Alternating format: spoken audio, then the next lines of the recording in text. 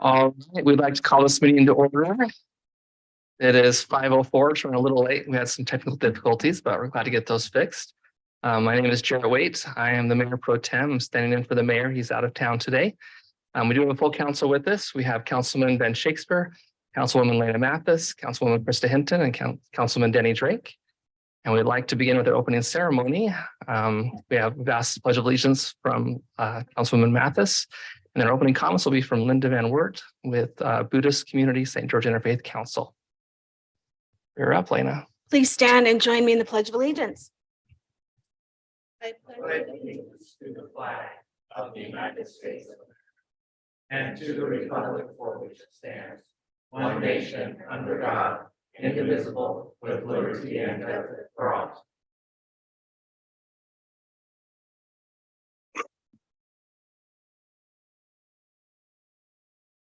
Hi. So thank you for the invite. And as you said, I'm here through the Interfaith Council, and I'm going to offer a Buddhist invocation. And I used to work here years back, so it's kind of nice to be back. Please close your eyes and breathe slowly in quiet contemplation.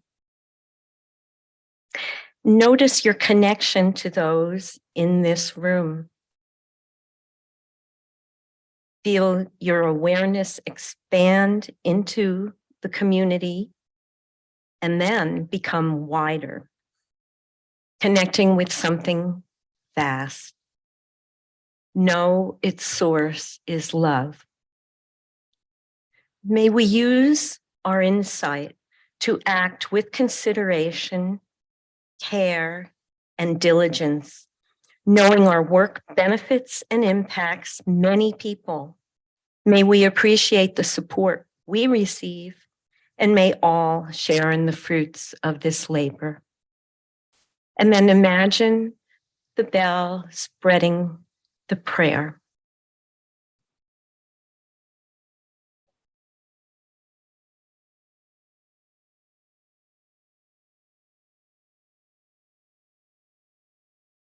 Thank you.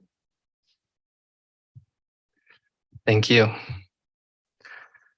All right, council item number 3, conflicts and disclosures. Does anyone need to disclose any potential conflicts with something on the agenda? Okay, seeing none, we'll move on to our working agenda, number 4. We do have a public hearing tonight. It's a public hearing to receive public input regarding a single event beer permit. Applicant is Ryan Miller with Anvil Brewing. And who is going to do the presentation on this?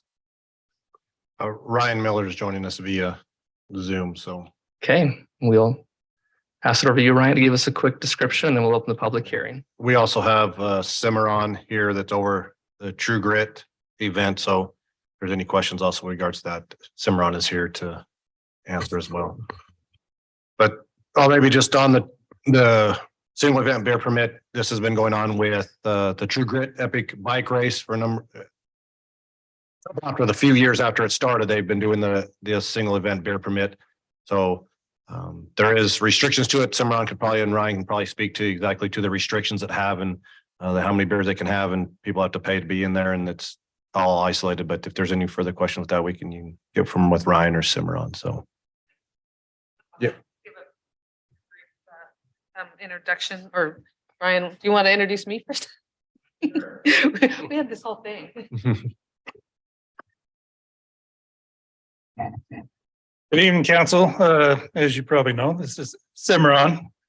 She is the organizer for the True Grit Epic Mountain Bike Race. This is our 8th year in Santa Clara hosting the event. She's on the ball as usual. She does an amazing job organizing this event, putting it all together. And every year it's been a great turnout. It's been handled very well and ran very well. So we appreciate the work and effort she puts into it. And she cares about the city and the residents here. So turn the time over to her. Thank you, Ryan. Yes, we're thrilled to be back for the 8th year. This is the 13th year that the event has been in existence. For those that don't know, it's an ultra endurance mountain bike event that has multiple distances and now has been divided into 2 different stage weekends because we've grown so big, which is a good thing. So people can choose from 15, 50, or 100 miles. Well, we call them 100. It's actually 43 and 84 because this event is so difficult that it's like 100 miles if you were doing it any other race in the country.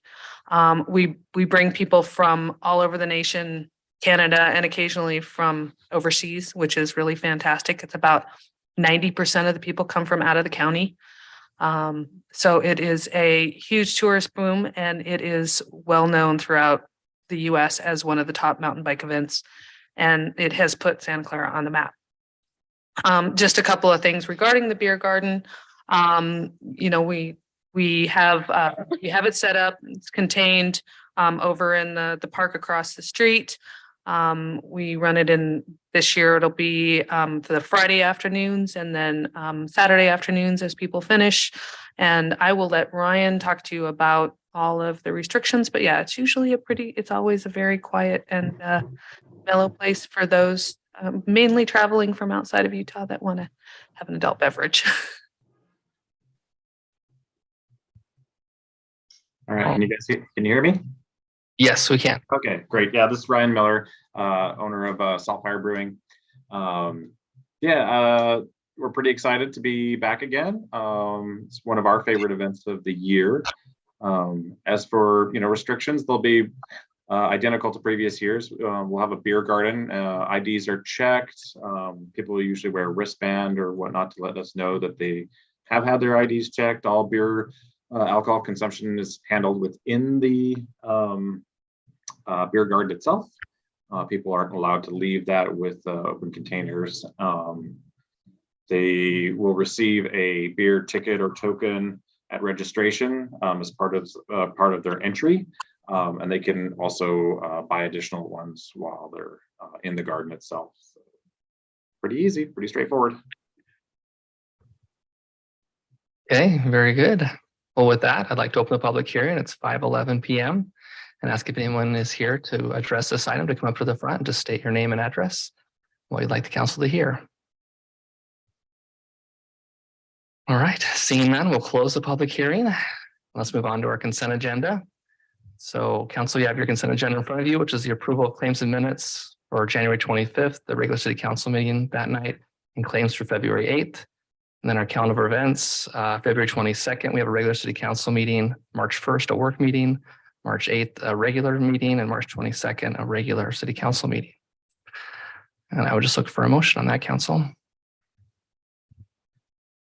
I'd move that we approve the consent agenda as presented. Second. Okay, motion by Denny and second by Ben. Any question on that motion? It is a money item. We'll start with Denny. Aye. I'm also an aye. Krista? Aye. Lena? Aye. Ben? Aye. Okay, that passes unanimously. Very good. We'll move into general business. Item number 1 is discussion action to consider a single event beer permit. This was just presented. Council, do you have any questions for the applicant or any concerns? I only have one. What day is the event? Go ahead. As I said, it's 2 weekends, so it's March 11th and March 18th. Perfect. And Cimarron, will the beer garden be on both of the weekends? Yes, it will. Okay. We are expecting 800 participants, probably 500 spectators for the first weekend, and about half of that the second weekend. Okay. Thank you. Okay, That has very grown. good. Yeah, that's a lot of people. And as far as staff is concerned, we've reviewed that with the chief and everything is okay that way. Any nods from the staff?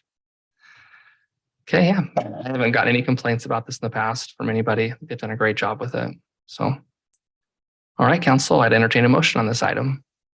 I'll make that motion that we approve the single event beer permit as presented. Second. A motion by Ben, second by Lena. All right, all in favor, say aye. Aye. Aye. Any opposed? That passes unanimously. Thank you very much. We're looking forward to it. All right, let's move on to item number 2, which is a discussion and action regarding a request to modify the perimeter wall previously approved with the final plat for the point at Snow Canyon Applicant is Scott Rollins and presented by Cody Mitchell. Hey, good evening. Scott Rollins was unable to attend this evening, so I will just cover this from start to finish. I was just going to introduce it and step away, but I'll see it through. So this application from the point, as you stated, they're seeking to modify the perimeter wall previously approved with the final plat in the city council discussion held on April 13th, 2022. The applicant stated that they were going to match the wall directly east, which would be the Lava Falls or Sandpoint subdivision. At this time, the applicant would like to propose a modified version of the perimeter wall for this project. If you want, I attached the minutes to this as well. If you want to see that, the minutes, there's a little bit further down. It just states that Councilman Waite inquired about what the perimeter wall would be. It's item 12, page 5, maybe page 6. Yeah, right there, item 12. Jarrett Waite asked if the wall would be stucco to match, and then Jim Peterson, the developer, he stated that they're going to match the wall directly to the east. So that comment made it onto the construction drawings, and that's all we have to go by as far as the design of the perimeter wall. It's very lengthy. It covers the whole frontage. So now let's look at the Lava Falls wall. I just popped in one picture of that to kind of introduce you to the look. It has heavy serpentine and undulation. You can see it's a stucco wall. I believe it was foam. It was probably made out of foam. That's how you get the deep curvature to it. And then stuccoed the sandstone, and then you can see the patching. It's turned pink. Tough to match, and my personal opinion is I don't know that that's what we want to see along there, and I may be corrected in a few minutes. So I asked them to prepare another design, and it's similar to this. This item went to TRC a number of times. We looked at various styles, and this is kind of what we came back to. We still have the serpentine. And then the profile of this, just scroll down a little bit, the profile is more sharp to match the architectural design of the product going in the point, but it'll still have the entrada style wave, and then we still have some movement undulating, but more crisp. The second proposal, that just shows it going along their property line. The second one is still serpentining up the property line, and then the movement would be essentially cutting a block 45. It would match more similar to Little Lava across on the south side of the road. And both of the walls would be stucco to match. And I asked if they had a color rendering that they'd like to propose. And he said again that they would match the Little Lava wall. The preference of the applicant would be the more crisp design, so that they're matching the fill proposed and constructed by Little Lava, but they also have the crispness of the top of the wall to tie into their product. Do you have any questions for me regarding this application? So we're choosing between the two different designs. Well, I'm open to for feedback. I was taking this to TRC, and we were on a good path for a different style and design of wall. And then after numerous meetings, we had input saying, no, we should try and match what's already been constructed at Little Lava. And so we went back to the serpentine and undulation. So I'm open. They're ready to just build. As of this morning, they said, hey, we're tired of dragging this out. We're just going to match the wall to the east. I'm like, whoa. Hang on, let's talk about this. You're on the agenda tonight. Let me see what the council, or how the council feels about this. I think it's tough to match the wall to the east. I don't know that we want that color. So if you match it, you're matching it. They're changing product. They want to build it out of CMU. They'd be going back to the old foam wall to get that kind of movement. It also it moves through lava. I don't know that they would build lava mounds I don't know what extent we match the wall to, I guess is what I'm implying. So, yeah, I'm open to ideas and suggestions, because all we have is just a brief statement on construction drawings stating that we will match the wall to the east. So Brock, can you go to the drawing on page 4, I think it is. Yeah. Is that the one? Because I think that one looks more like, This One is the across- top view. This is the top view of the wall that's proposed above. So this is looking down onto Pioneer Parkway along that property line. That it's going to have a plant strip. So it's just showing the serpentine effect. go one more.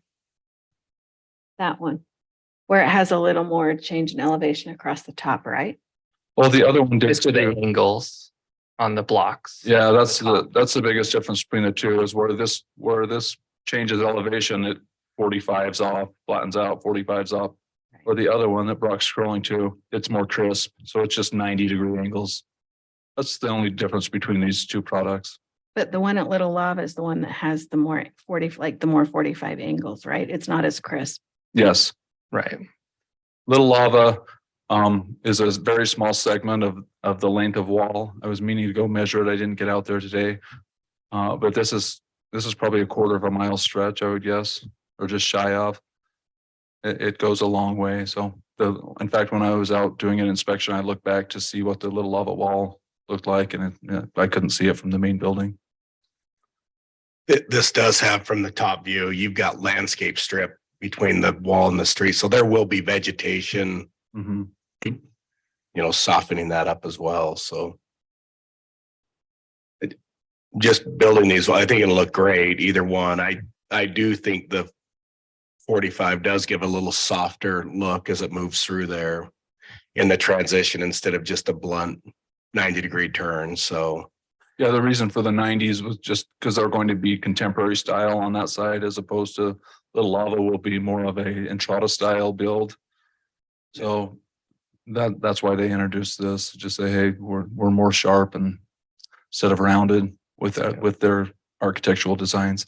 and with the wall moving in and out of, different, it's driving down it. You're not going to be looking at a quarter mile of wall. That thing's going to move in and out. It's gonna have some moving. So, I mean, from my side, it's probably, I wouldn't have an issue. I mean, I have a preference, but that's just an opinion. I think they'll both look good. What's your preference? I prefer the 45 45. degree. Me too. Yeah, I just think it just softens it. You don't end up with almost a castle type look. It just softens the steps. Anyone else have any opinions you want to throw at it? I'll say that when the 45 angles went in south of this project on Little Lava, it struck me as a little odd because I thought it would match what was to the north. But knowing like what it takes to build those walls to the north and maintenance and all that, I can see why it's changed. And so yeah, I think I'd prefer the 45s as well. Okay. So And I don't think that's a big ask for the developer, right, to do it that way. Are they okay with that? I mean, we've got both options here. Do they? well, when I spoke to him,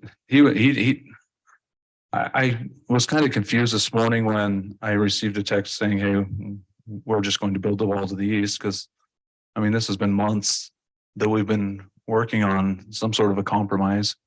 And it was only derived by me saying, hey, my preference is I don't care for the wall to the east. So in speaking with him, I said, well, if you're going to match the wall to the east, you match it with not only style and architectural design, but you match it with material. So you move from CMU back to foam block. And I said, I haven't seen foam block in the area for years. So I'm sure you can still get it, but I just haven't seen that product. It's in Hurricane. You can get it. Well, then soon it will blow this way. Yeah, So we should have. It's not I wouldn't recommend it. I'd take the CMU all day. Well, those are my feelings as well. And so, yeah, so when I said, hey, matching the Lava Falls wall, you're looking at a different product, he was more inclined to have me stand before you this evening and speak on his behalf. So I think they would be fine with either one of these two designs. I feel that the city would feel a little bit more value from this product than the Lava Falls product. I think that's good advice. So do you want a motion to approve? I just think The- since this is a plan development that we actually need to decide on one Well, or the I mean, to other. let Cody make the decision with the developer as to which wall. We could do that too. Yeah, it's whatever you want, council. If you want to granulate it or just allow him to work with the developer. You either. probably, I'm sorry, you probably want to take a vote up there because I'm already clashing with one of the members. Well, and I Yeah, think my that's preference. where it's a note on the plat that Yeah. council takes action as to what is approved rather than leaving it to the subjective of. And again, I'm open to buy, I would. If they're wanting the more vertical step, it's undulating through there. You're not looking at a straight wall. It's gonna look good because of the shadowing, because of the landscape, because of the boulders. It's gonna be a nice look regardless. But I can't, oh, I'm sorry. You're good. Finish your comment, then I'll make a motion. I'm okay with I understand the softening as well. It does soften it. And take the crispness out. And I don't know, I haven't seen a product like this. I'm only visualizing. Once you start serpentining it, does maybe the 45s look better than the sharp 90s? And I don't know. I haven't seen it other than I know what our little lava looks like and it looks fine. So to change it, then maybe if I chose to go with the 90s, which you're going to take that privilege away from me, which is fine. Maybe I'd have that regret. So Does that, enjoy this. And it's a quarter mile of wall. That's the hard thing. Yeah, it's you'll have plenty of chances to look at it. So Yeah. choose wisely. I'll drive by it daily. oh, the press. We're But I gonna. didn't understand I'll make the motion considering I drive that road 2 or 3 times every day. Okay. So I'll make a motion that we approve the request to modify the perimeter wall for the final plat at Point at Snow Canyon with the 45s as presented. Second. Okay, motion by Elena to approve the modification of the perimeter wall that was previously approved with the final plat for this Point of Snow Canyon with 45s and a second by Krista. One question I have, do we need to also approve the meandering, or is that all built into the motion already? I think if you just in the motion to say, maybe call it option 2, that what was presented would option work. 2 is presented. Yeah, there's a sheet number if you'd like to be more detailed. It is sheet L151 in the bottom right hand corner. All right, would you like to amend your motion? I'll amend. Yes. Okay, and a second is also on the amendment. All right. I don't think we need roll call. So all in favor, say aye. Aye. Any opposed? That passes unanimously. Thank you, council. All right, let's move on to number 3, which is a discussion action to consider approval of the Washington County Water Conservancy District's increase to the water development surcharge for excess water usage and approve resolution 2023-02R presented by Brock. Okay. So the Washington County Water Conservancy District, as we've discussed previously, has decided to impose an excess water surcharge, as we have 2 of them on here tonight. So the first one, is this on the new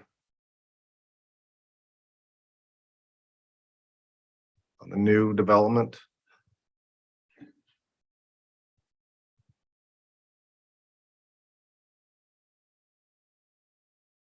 So this is on current existing homes. So currently on a home that has been built or pulled their water impact fee from the Water Conservancy District prior to January 1st, 2023. They will be held to their water usage, as the county is trying to get everybody down to an average of using 0.59 acre feet of water annually. And so on this fee, what they're doing is enacting that anyone who pulled that water, paid that water impact fee prior to January 1st, 2023, their threshold for water use in a month would be 36,000 gallons. After 36,000 gallons, for every 1,000 gallons that's used, that home or that utility connection on a residential would be charged $1 per 1,000 gallons used in excess of that 36,000. On So top of our current rates. on top of the current rates, and that fee is a Washington County Water Conservancy District fee. So would come on the person's utility bill as an excess water surcharge. And that we are just collecting, and then a pass through would be that funds would then be sent on to the Water Conservancy District, which the main usage, if I'm right, Dustin can correct me, is they're using that for water conservations and specifically to like turf removal. They're going to use those funds to in their coffers to encourage people to do turf removal. So that, Specific to culinary, I'm assuming then. yes, this is, On the meter. Yes. Where that's what they're managing, so. yes, the culinary water use, which if you're on secondary, then that would be just what you use in your home. You have secondary water for your exterior water use.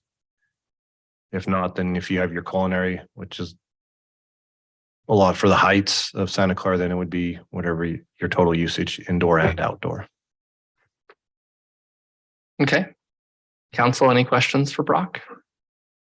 When we do the motion, are you going to, do you want the meter sizes and the gallonage or just approved as presented to us? I think as presented, but I think adopting with their resolution is it's all part of their resolution. So it would go in with our resolution as well.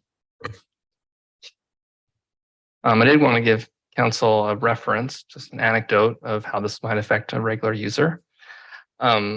So I did the calculation on my home, and this would cost my connection $10 more a year total. So it's not a very big ouch.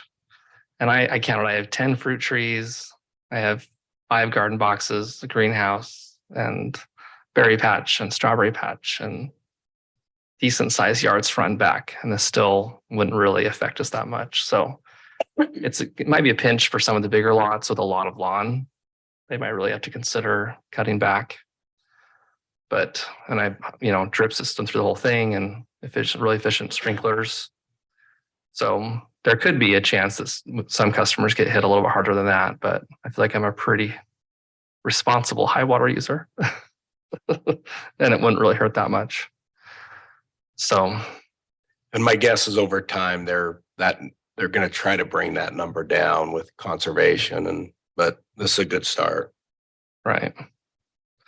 And then I had the question, how can the water district charge a fee for excess water use when we're using almost all of our own water in the city?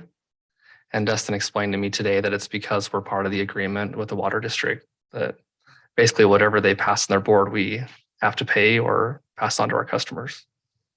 So. And this is a monthly. So if you use 10,000 gallons all through the winter and then 50 in the summer, you're paying the excess for the summer regardless. It's not an average. Right. Okay. Exactly.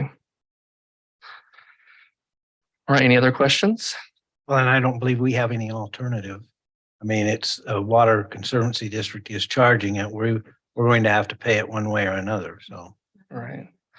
And Brock, like from an administrative side, is it hard to track that and apply the fee, and can it be automated? Yeah, it's all, they've been working Sherry, and there's another city in the county part of it that's on Polaris, and they've been working with Polaris and they can make it work between this and the next one that we'll discuss as well to make it work through our accounting software. So the next one's a lot more complicated. So yeah.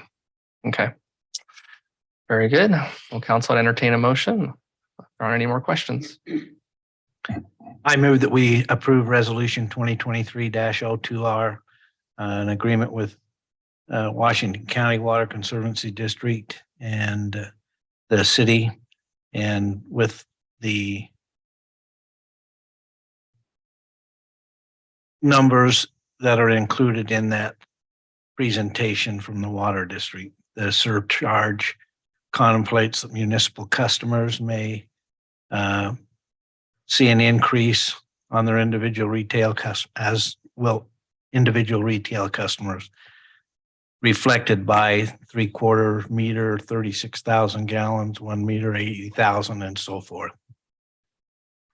Okay, we have a motion by Denny. I won't try to recap all that. I'll second that. Second by Krista. Any discussion on that motion? Okay, it is a resolution, so we'll do roll call. Ben, Aye. Lena, Aye. Krista. Aye. I'll say aye, and Denny. Aye. That passes unanimously. Thank you, council. All right, let's move on to item number 4. We're well on our way to get to the game, right, Ben? Oh, we're doing good. Great job. Aye. So now item number 4 is discussion action to consider approval of the Washington County Water Conservancy District Board of Trustees authorization of an increase to the excess water use surcharge for new connections made on or after January 1st, 2023, and approve resolution 2023-03R. Brock, do you want to go over this? Yeah. So this is the other side. So those, everybody who now, after January 1st, 2023, pulls their permit, pays their water impact fee at the Water Conservancy District, they are going to be roughly held to that 0.59 acre feet of water or less. And so theirs has a schedule based on the time of the year and whether you have secondary water for your outside watering or not. So as you can see on the screen, the graph that we have there. So if you are a utility customer that has only culinary water for your indoor and outdoor use during the months of December, January, and February, you are only going to be allowed 8,000 gallons of water for your indoor and outdoor use.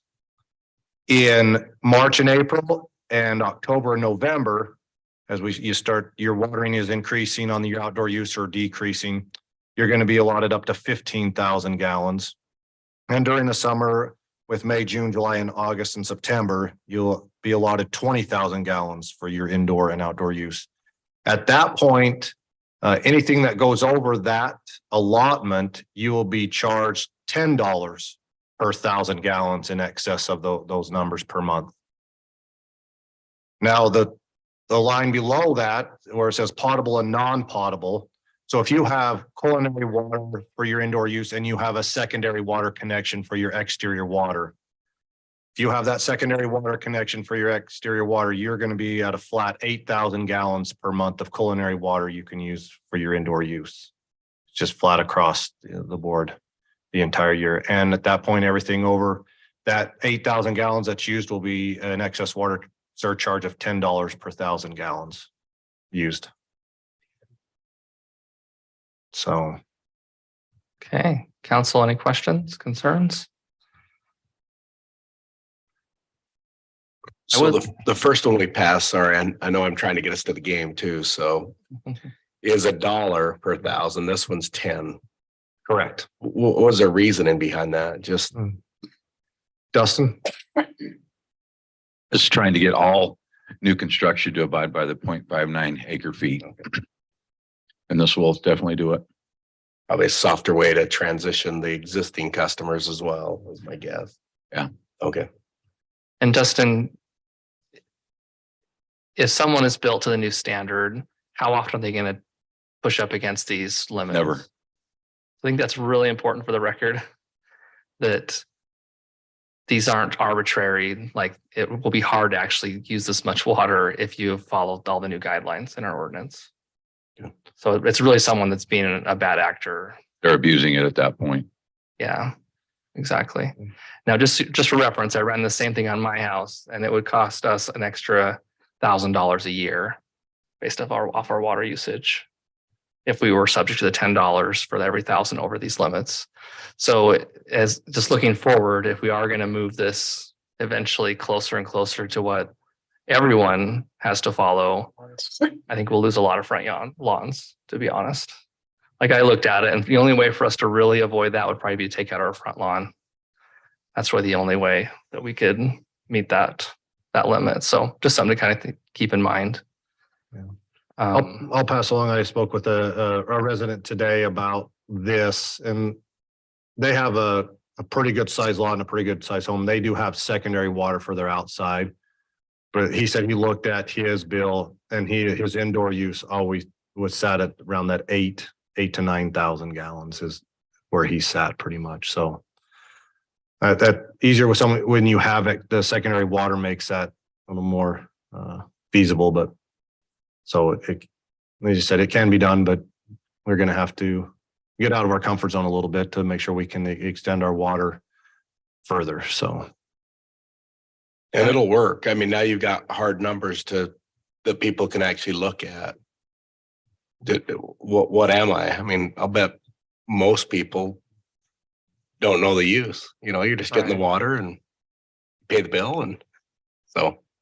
And to be fair, Justin did suggest that I could do a hot water recirculation and save a lot of water that way too. So maybe we'll try that before the lawn goes out. So. Okay, any other questions, council? Okay, then I entertain a motion.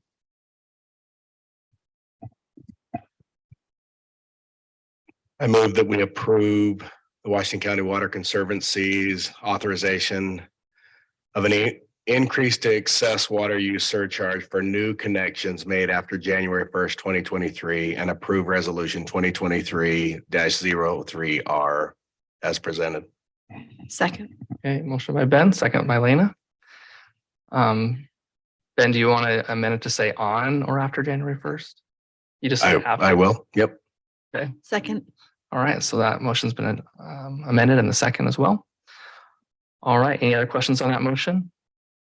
Okay, we'll start with Jenny. Aye. I'm also an aye. Krista, Aye. Lena, Aye. Ben, Aye. passes unanimously. Thank you, council. I know we'll be happy about that. He wanted to make sure we got those passed, so. All right, let's move on to item number 5, which is discussion and action approving Desert's Edge Coyote Landing final plat presented by Jim. Thanks, Council Member Wade or Mayor Pro Tem for this evening. The applicant is Robert Smith. I don't see him on the line and I'm not sure if he's here. He did ask that this item be put on this agenda specifically. So we'll see if he appears, but I'm going to go ahead and go through the item. So it is a final plat for Desert's Edge Phase 1 to be known as Coyote Landing. If we could go to the subdivision plat itself, that'd be great. There we go. That's the cover page. And then this is the second sheet. There's a total of 3 sheets. So you can see here, it's a total of 24 units. They are the townhome units, which would be utilized as short-term rentals. They do back along Hamlin, future Hamlin Parkway. There would be a 6-foot wall there. Then you can see all the road improvements. If you blow that up a little bit, all the road improvements associated with this plat are public roads. So you see Bobcat Drive and Cottontail and Gila Monster, that's interesting, and Coyote Landing Drive. So those are required with this plat, the public improvements and the street dedication. And then the Phase 1 limited common area amenity site, we had them specifically label that as the common area amenity site, just to make sure, because that's what they had agreed to in the phasing plan. If we scroll down to the phasing plan, which is next here, that drawing there, and we go through the amenities, there are certain amenities that were agreed to. If we blow that up a little bit, it's kind of that rose or red area. You can see the Phase 1 amenities. So there's quite a bit going on here. And they include the centrally located clubhouse, splash pad or water toy feature. He's just saying similar to something, what he's done in Arcadia, with a water slide, a spa, pickleball courts and tennis courts. So that's going in with Phase 1. So that's good. There's a lot of amenities with this initial phase. Now the council may be asking about the affordable apartments. That's not included with Phase 1, but if you go to the phasing plan, Phase 2 includes the apartments, the first 2 buildings, which would be 60 units. I've been told by his project engineer that that's coming soon. So that would be the next phase, but I did not get a specific date. So I hope soon means in the next few months here, because we'd really like to see that kick off and get underway. The amenities are really good, but really we want those amenities in place now. So as more phases are platted and the units are built, a lot of that's there already for the people that choose to live there or use their unit as a short-term rental. If we could go to just the building elevations, I'd like to talk to that for just a moment. They've got some nice architecture that's been done here by Think Architecture. I've worked with that group before. So that's the front load unit there, and that's what they're building here. So this Phase 1 includes 24 front load units. There are not the rear load units. They front onto the public street and back onto Hamlin. It's a nice design. It incorporates brick and the fiber cement lap siding known as hardy board. Hardy board's a product, stucco, the trellis, the covered balconies and flat roof tiles. We discussed this at preliminary, and it was even discussed going further back during the zoning to PD and the project plan. So this has been discussed at length during 2 other public meetings on previous dates going back to last year. Actually, fall of 2021, towards the end of 2021 for the project plan and rezoning, and then spring last April of last year for the overall preliminary plat for the project. So we feel they've done a good job there. The project landscaping, we do have a plan. It's more black and white. It's not in color, but they're aware of our water efficiency ordinance and standards. They've designed to that standard. They say their individual has expertise in that area. They will be required to hook to secondary water for all their outdoor water use. This project includes 702 parking spaces for the 6 phases. This phase 1 includes 96 spaces for the phase 1 front-loaded townhomes. So what you have is a 2-car garage and a 2-car driveway for each. 24 times 4 gets us to the 96. The water availability is a key here. It's something that's front and center on everybody's mind. They need to obtain that will serve letter or other verified documentation from the Washington County Water Conservancy District prior to final plat recordation. And what I just stated, secondary water will also be required for outdoor use. As you know, some work's been going on for a number of months there, preparing the site, doing some grading and grubbing, and some utility type work. We do want a dust control plan for each phase of this project. Our concern is when those south winds kick up, there's going to be a lot of dust in the area. So we do need a dust control plan, and they will be required to do a SWIP and the other things required by our Public Works Department. So our reviewing departments, that includes the building department, Parks and Rec, Police and Fire, Power and Public Works. Each is in favor with the final plat for phase 1 to move forward. We have just some standard requirements under reviewing departments in your staff report. State code, we are meeting all requirements of state code, and we're compliant with state statute and code requirements according to Utah State Code for a final plat. Recommendation is as follows. On December 15th of 2022, the Planning Commission held a public hearing and forwarded a positive recommendation to the City Council on this item. City staff recommends that the City Council grant final plat approval for Coyote Landing at Desert's Edge Phase 1, subject to the conditions as outlined in the staff report. So we had overall conditions for the preliminary plat. And what I do is I go through each one of those and see how they apply to this specific plat. So these conditions are for phase 1, this specific plat. And I believe that they do accommodate what we need. We talk about the specific setbacks. In this case, we've got a 20-foot front yard, a 10-foot rear yard, and then 12 feet between buildings. They are townhome, multifamily, not single family, as well as a driveway depth of 20 feet. All the amenities required in phase 1. Final landscape and irrigation plans to meet ordinance 2022-05. That's a typo. The privacy wall at 6 foot, CMU block, the 96 parking spaces, Conservancy District verification of water, and the dust control plan. So those are our comments, and we're looking forward to this project proceeding. Thank you. Okay, any questions for Jim? Brock, could you go back one to the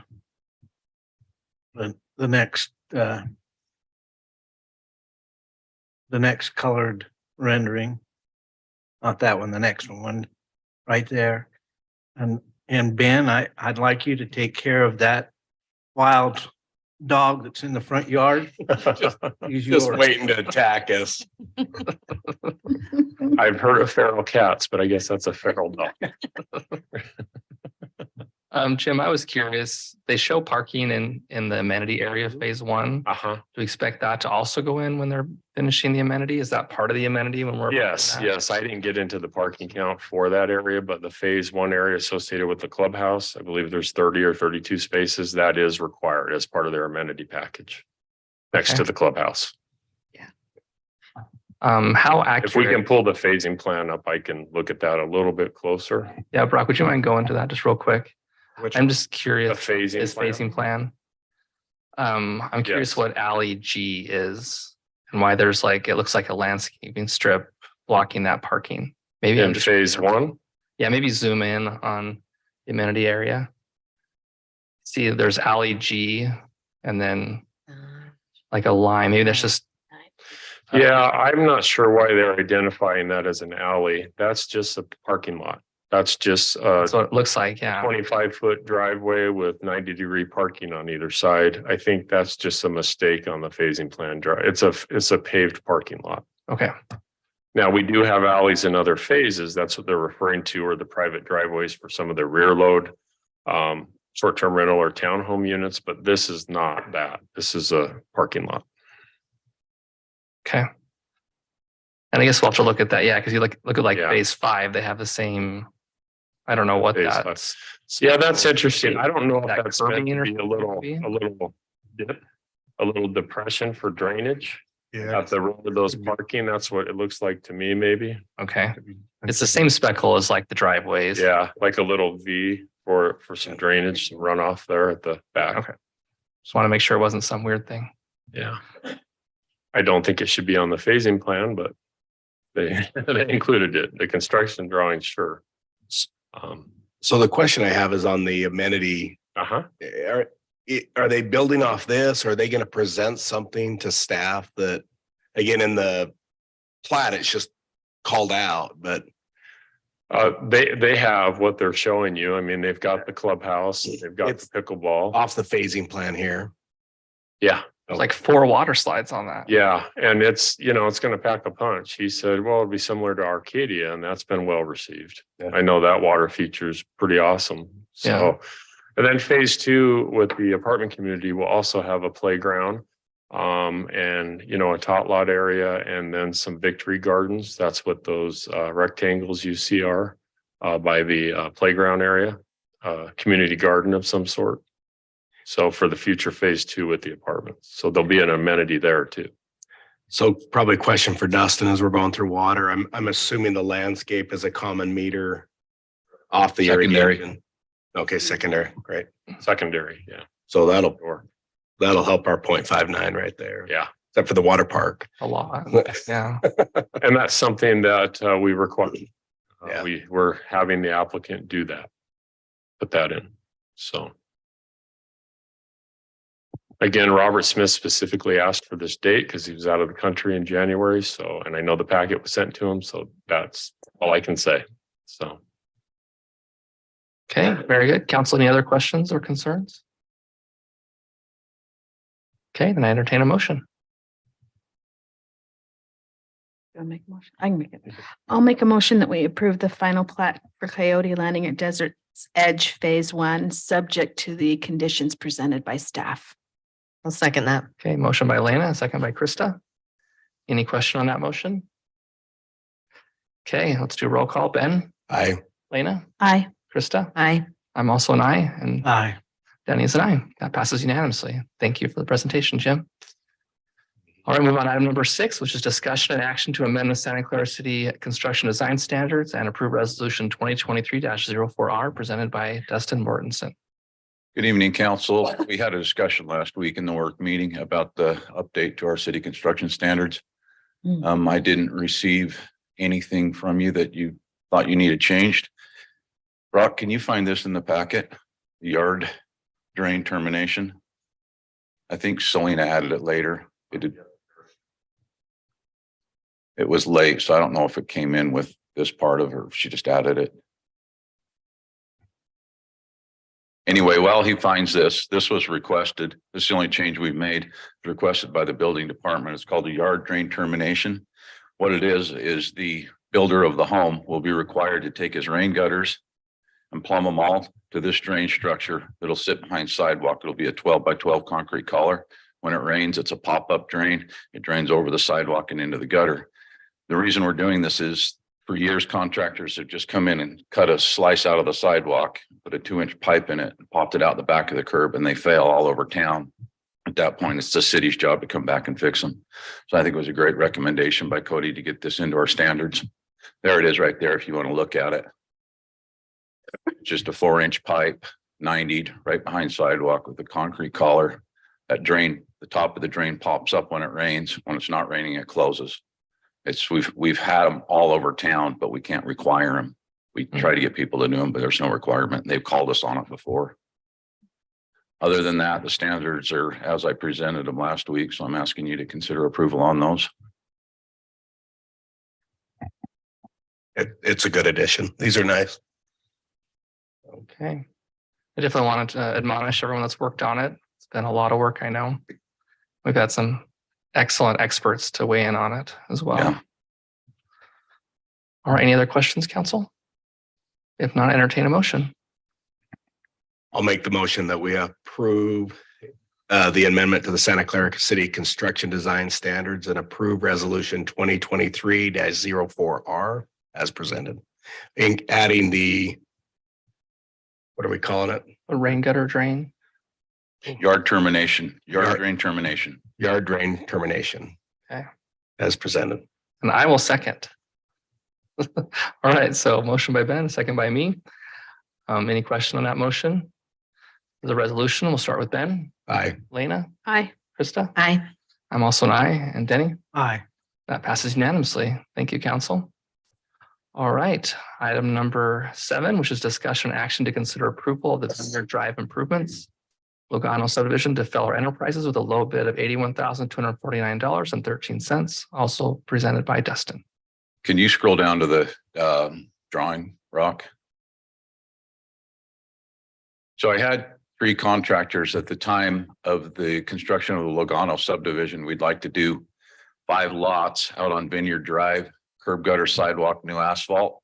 Whitaker Construction's already got the contract on the water line. It's been awarded, so that'll all be brand new through there. The contractor Feller Enterprises got the bid for the Logano subdivision. So he was low bid on the price since he's going to be there anyway, and he really wants to work at the $81,249. Keep in mind that the homeowner portion of sidewalk is $17,568. So it'll be a lump sum total out of pocket for the city after we get the rebate for the sidewalk at $63,681. Any questions? Mayor's out knocking doors right now, collecting that. Well, my only question was, how are we collecting it? So we've had Matt's drawn up a letter that we will go door to door to each of the residents on there based from the meeting that the mayor and staff and council was at, that they were supportive of that route of going, that the residents, everyone there, from what I gathered from that meeting, was told that everyone there said, yes, we are in favor. We'll pay for the sidewalk if the city pays for everything else. So we're going to go door to door. We'll have a couple different options how they pay. We'll have some who will be willing to pay up front, and some will probably need a payment plan over some time. So we'll put things together for them. I don't believe everyone was at that meeting. Are we sending out a letter? We really ought to probably send something out so everybody's, because I mean, we had a good turnout, but I'm sure we had 50% there is all. Okay.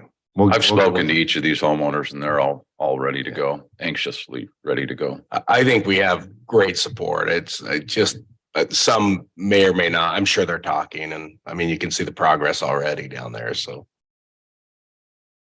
And what was the amount again?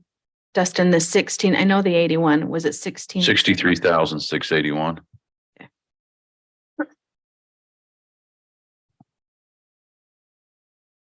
So Brock, do we need to approve the full amount at this Yes. point? Okay.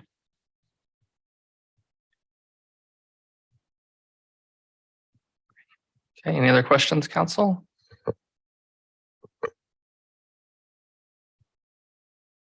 If not, entertain a motion. I would move that we approve the construction agreement with Fellerstone to provide the improvements to Vineyard, their portion for $81,249.13. Second.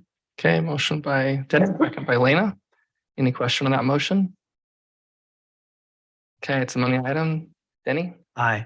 I'm also an aye. Krista? Aye. Lena? Aye. Ben? Hi, Passes unanimously. Thank you, Thank you. Dustin.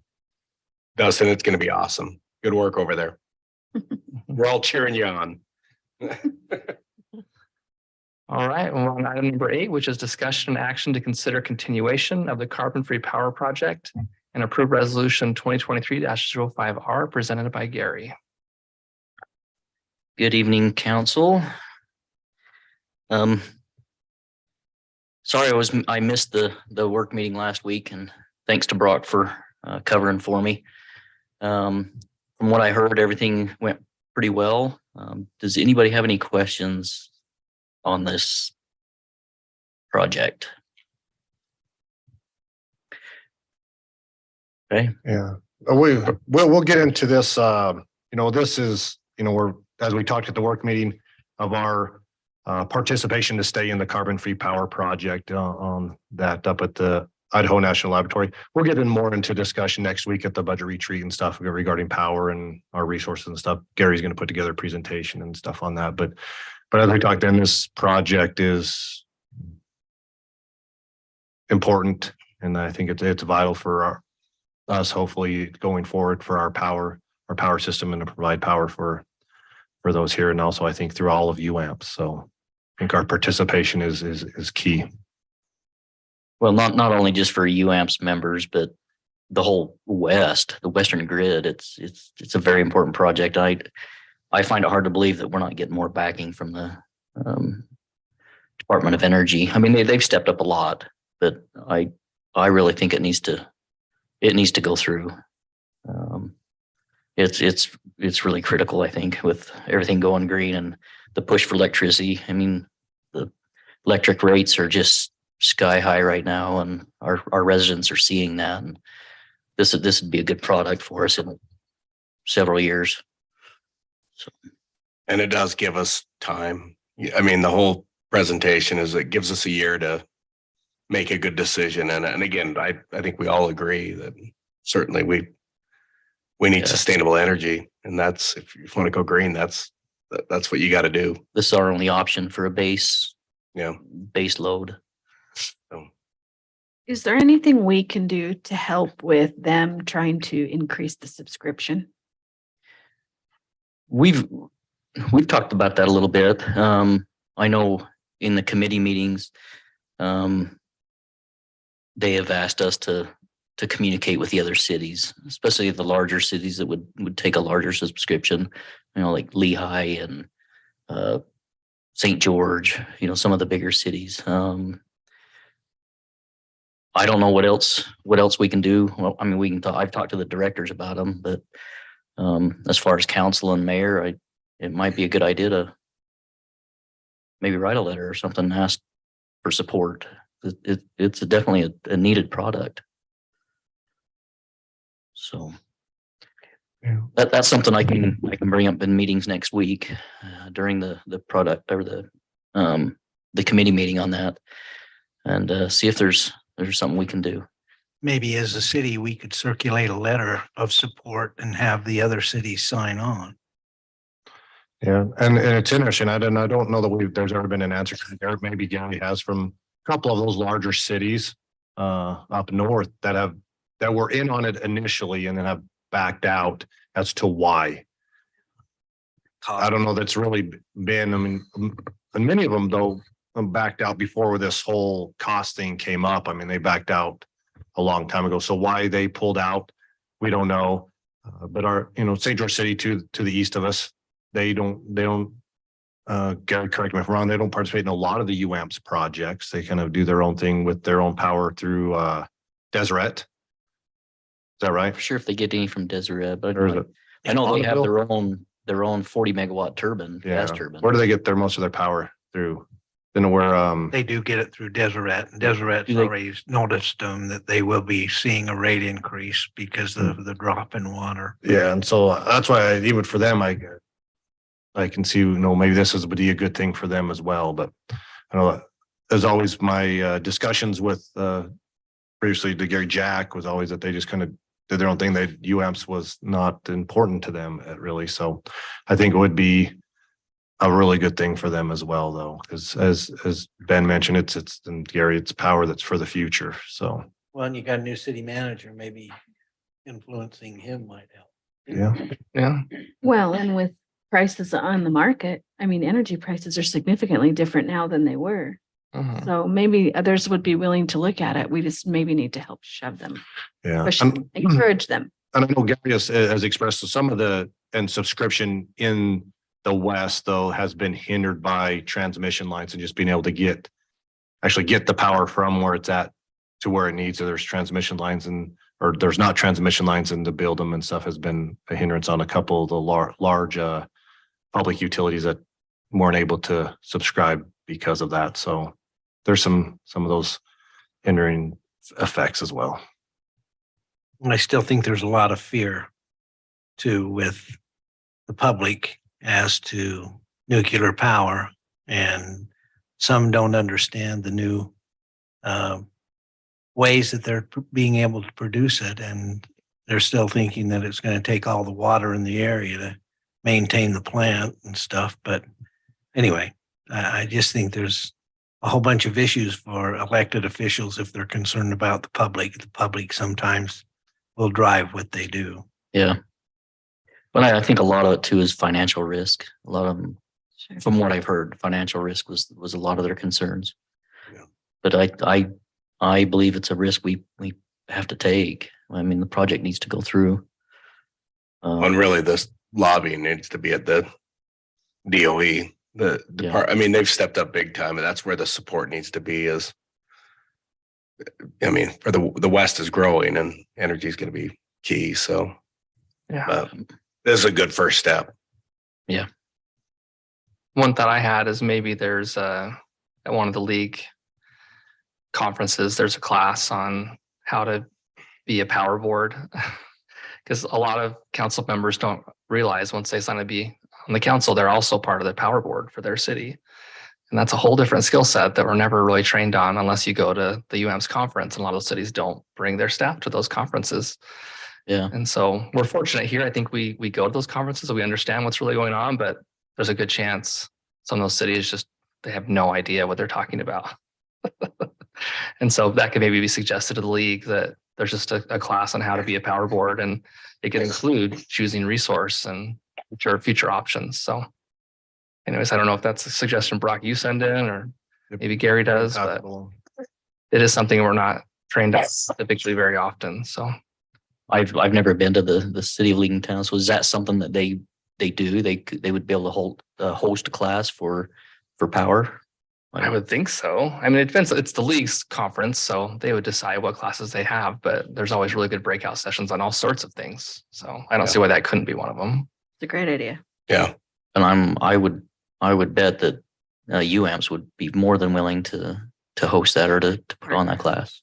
And you could bring in Rocky Mountain Power and, other providers as well. So, okay. It's a good idea. Very good. And so just to be clear, this is keeping us on until January 31st, 2024. That's correct. So we're just extending. Okay. And I would move that we adopt resolution 2023-05 approving the continuation, the participant entitlement share under the carbon-free power project. I'll second that.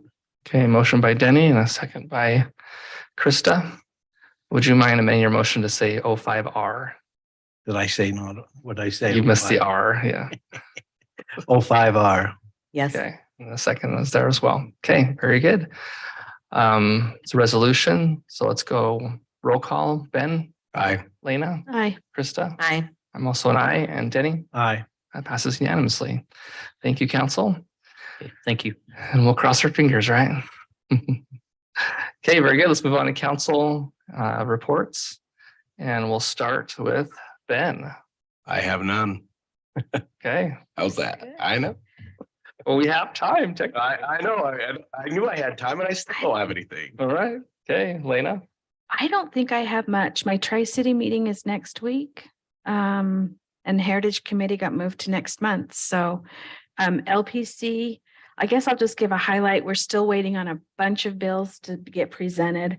So land use, there is one bill that's been introduced, but there's still lots of negotiation going on. So I don't know that we really need to dive into it right now.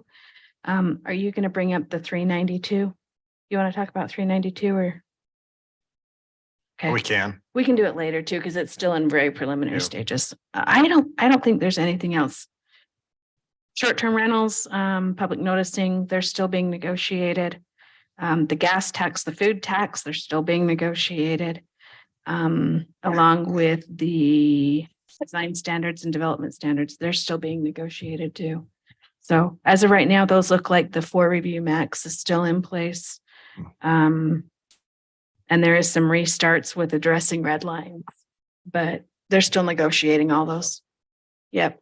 Subdivision wants to turn administrative, probably going to be approved by staff. Anyways, there's a few changes, but still being negotiated. So I think that's probably all I've got. We'll bring that back to you when there's a little more firmness in the legislation. Okay, any updates on the fair? Any concerns there? There, nope. It's gonna sneak up on us, I feel like. Did you get my email? I will look. I was just thinking, Okay. I will look. Nope, I did register accounts. I did register the fire truck, so make sure the fire truck works because we are gonna use it for the fair.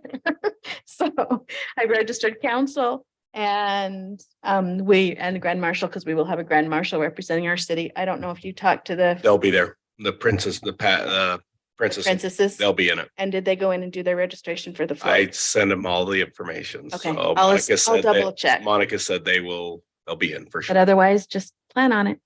Okay. April 18th, with bells Okay. on. Starts at 6 o'clock. We'll be there early. So much better than April what? April 18th. That's the parade. Yeah, maybe make sure it's on your calendar. So make sure it's on your make sure it's on your calendar. 5 o'clock or? Starts at 6. The parade starts at 6. We'll need to be there early, obviously. And however long it's gonna take to drive the truck. April 18th. Might Earlier take in an the hour to get it there. I don't know.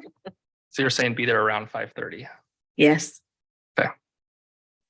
All right, that'll be awesome. and that's all. Okay. I just want to say, I think we have the right person on LPC. Thank you, Lena, for all your hard work there. Welcome. And the fair too. Holy cow. All right, Krista. I don't have anything to report. Okay. Denny.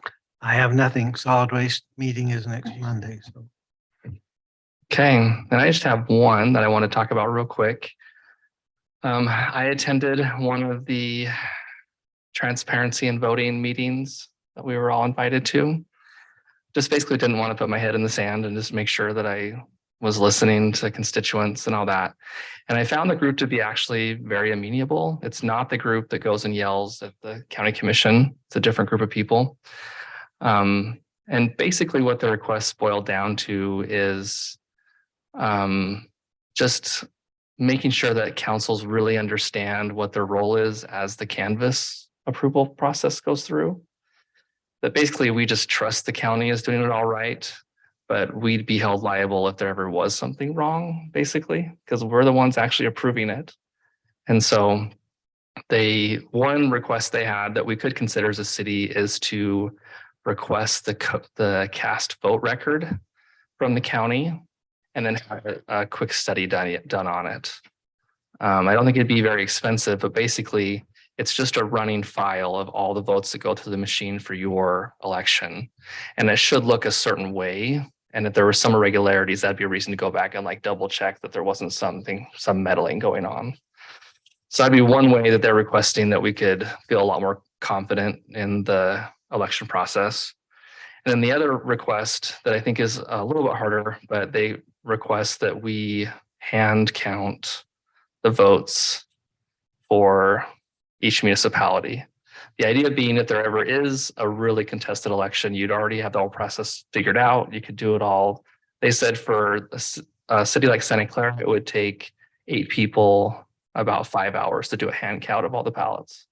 The trick is that's not even possible right now because the county just sends all the ballots through. They're not separated.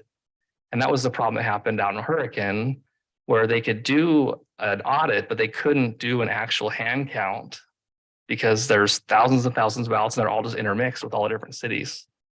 So they did say they've asked the county to get a sorting machine, so they actually could separate each actual election into a separate bin, basically. And then you could ask for a hand count. You could ask for them to run all your ballots back through, but that's kind of what it boils down to. That's what they're asking for. So Have they gone to the county? Because the county sets up a budget for elections. And that includes the machines, and sometimes there aren't that many machines for them to do it. That's why they have pollings at the county offices and different locations. So they need to really make sure that they get with the county commissioners to appropriate what they're asking for.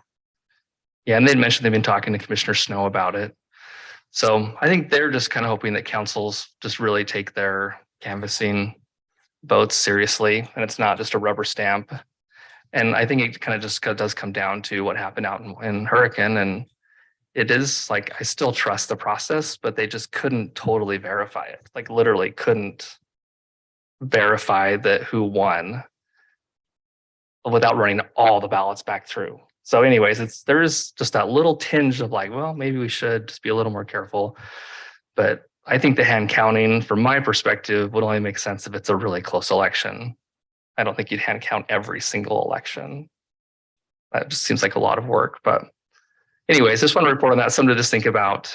Like I said, they're very reasonable, nice people that just want to make sure that our elections are actually correct. Did they have any statistics on the accuracy of hand counting? I'm trying to think, because I thought about that too. Yeah. I don't Like think human hand counting error. would be accurate. Yeah, I think they did. I didn't write any notes on that, but they're like basically everyone hand counted elections until the last like 20 years. Like hand counting was done for hundreds of years in our country, and the elections were fine. And so it's not like that's a bad thing to hand count, but yeah. I've hand counted at some political conventions before, and it's a mess. It takes forever, and I don't feel that they were that accurate. So That's good feedback for sure. I'm definitely on the let a machine do it accurately train. Yeah, for sure. Okay, and then I took some more notes. If anyone wants to have any more information on what they shared, they talked about like our specific voting machines and things like that. But that's basically the report for that meeting. All right, Brock, did you have anything you wanted to tack on? The only thing I'll add is on from LPC, there just things coming forward as we talk about with our budget retreat. There's a few things that coming that are on there as well, that retirement, public safety retirement, some of these potential mandates that they're going to cause an impact budget wise that way. It's what the league is a little bit from what the state where they're at. And you heard a little bit from Governor Cox at the summit about cutting spending and tax rebates and stuff, is that some of those things that they've discussed doing, because they apparently have a large surplus of funds. Though since they do, and with some of the things that they're talking about doing though, will affect us, our revenue. And that's kind of the concern, is that, hey, you may have a bunch of money, but this municipality cities don't.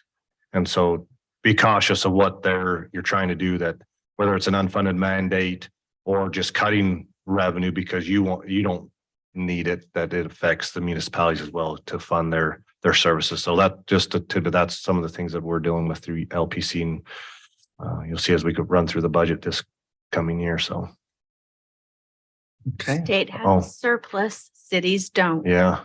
Was the quote. And I'll just add tomorrow, Lisa Bundy, a court clerk, are sitting on, will be interviewing for the new judge tomorrow. So after tomorrow, we should have 3 names to present to the mayor for selection of the new judge. So Okay. Very good. Thank you, Brock. All right. We don't need executive session, correct? no. Then I would just look for a motion to adjourn. So moved. Second. Okay, motion by Lena, second by Ben. All in favor, say aye. I Aye. Any opposed?